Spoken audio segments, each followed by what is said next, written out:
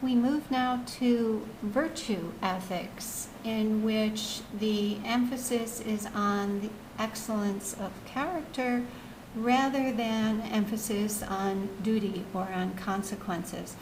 We trace this way of thinking all the way back to Aristotle, and he talked about what he called intellectual virtues akin to wisdom, and then character virtues, excellence of the person, and sought to answer the question, what sort of person do I need to be an excellent person? Virtues are defined as habitual, excellent traits developed throughout one's life, and in terms of nursing practice, virtues are characteristics thought to be important, essential for consistently good patient care and decision making, and for promoting the goals of the profession. So examples of virtues in this context could be empathy, truthfulness, cultural sensitivity.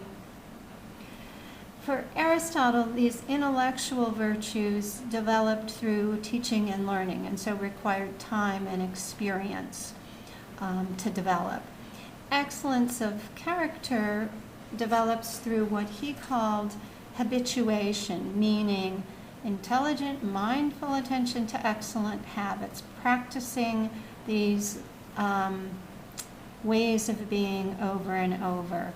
And I think you can see that the intellectual virtues and the character virtues that he talks about are mutually interdependent. The assumption underlying this way of thinking about ethics is that a virtuous person is going to perform right actions. So the emphasis is on being good rather than upon doing good. Aristotle talked about what he called the golden mean. Virtues in this way of thinking are often located between two extreme characteristics and are the preferable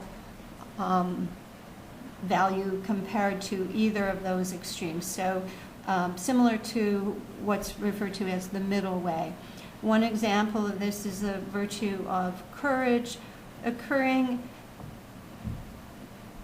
between the extremes of cowardice on one end and rashness on the other.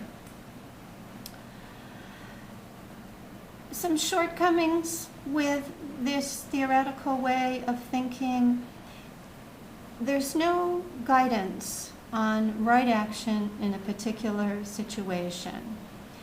There's no external criterion for judging whether the actions of a virtuous person are actually good in a particular situation or circumstance. And there can be disagreements in the relative importance of virtues. And so you can imagine that it's possible for virtues to conflict, just as we saw that duties might conflict. And if we regarded compassion and truthfulness as virtues of a good nurse, easy to see situations where they would be in conflict with each other, and there's no guidance as to which is the more important virtue.